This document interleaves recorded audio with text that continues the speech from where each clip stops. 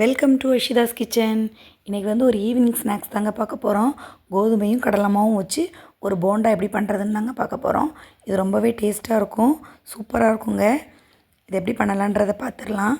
First ஒரு cup அளவுக்கு கோதுமை மாவு எடுத்திருக்கேங்க.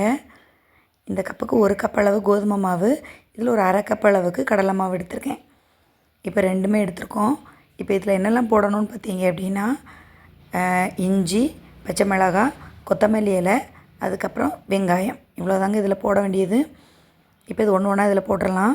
ஃபஸ்ட்டு கொத்தமல்லி இலை போடுறேங்க. கொத்தமல்லி இலையை குட்டி குட்டியாக நீங்கள் கட் பண்ணி வச்சுக்கோங்க. அதுக்கப்புறமா பச்சை மிளகாய், அதுக்கப்புறம் பார்த்திங்கன்னா இஞ்சி, சின்ன சின்னதாக சாப் பண்ண இஞ்சி, அதுக்கப்புறம் பார்த்திங்கன்னா வெங்காயம், உப்பு போட்டிருக்கேங்க. அப்புறம் கொஞ்சமாக சோடா உப்பு போட்டுக்கோங்க. கொஞ்சமாக சோடா உப்பு போட்டிருக்கேன். இதை நல்லா கலக்கிக்கோங்க. நல்லா தண்ணி விட்டு நல்லா கலக்கிக்கலாம். இது வந்து நல்ல ஒரு பதமாக வர்ற அளவுக்கு, இந்த அளவுக்கு நீங்கள் கலக்கிக்கோங்க.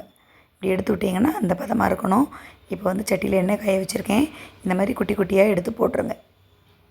அந்த மாதிரி போடுங்க, சின்ன சின்னதாக போடுங்க. இதில் வந்து மிளகாத்தூள் போடணுன்னா மிளகாத்தூளும் காயமும் நீங்கள் போட்டுக்கலாங்க. நான் காயம் போட்டிருக்கேன், அது வந்து நான் இது பண்ண மறந்துட்டேன்.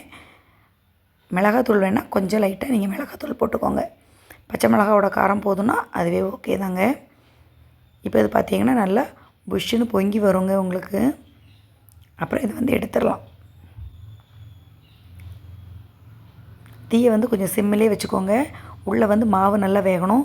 கொஞ்சம் கூட எண்ணெய் குடிக்காதுங்க. எண்ணெய் குடிக்கும்னு நீங்கள் நினைக்க வேண்டாம். எண்ணெயே குடிக்காது, நல்லாயிருக்கும்.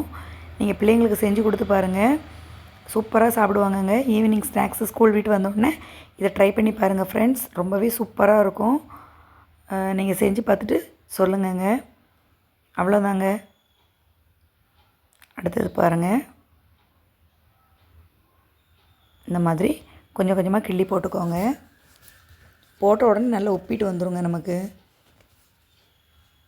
இப்போ நம்ம அது போட்ட உடனே நல்லா உப்பி வரும். பார்த்திங்களா, நல்லா உப்பி வந்துருச்சு பார்த்திங்களா.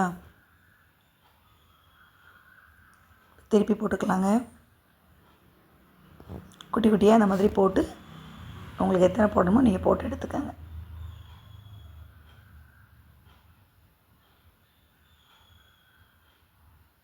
சூப்பராக இருக்குங்க இது சாப்பிட்றதுக்கு. நீங்கள் வந்து ஈவினிங் டைமில் பிள்ளைங்களுக்கு போட்டு கொடுத்தீங்கன்னா சூப்பராக சாப்பிடுவாங்க. ரொம்ப டேஸ்ட்டாக இருக்குங்க. ரொம்ப வேலையும் மிச்சம். 10 நிமிஷத்தில் பண்ணிடலாங்க. 10 நிமிஷத்தில் போண்டா ரெடி ஆயிரும். டீ போடுற நேரத்தில் இந்த போண்டாவை செஞ்சு முடிச்சிடலாம். அவ்வளோதாங்க.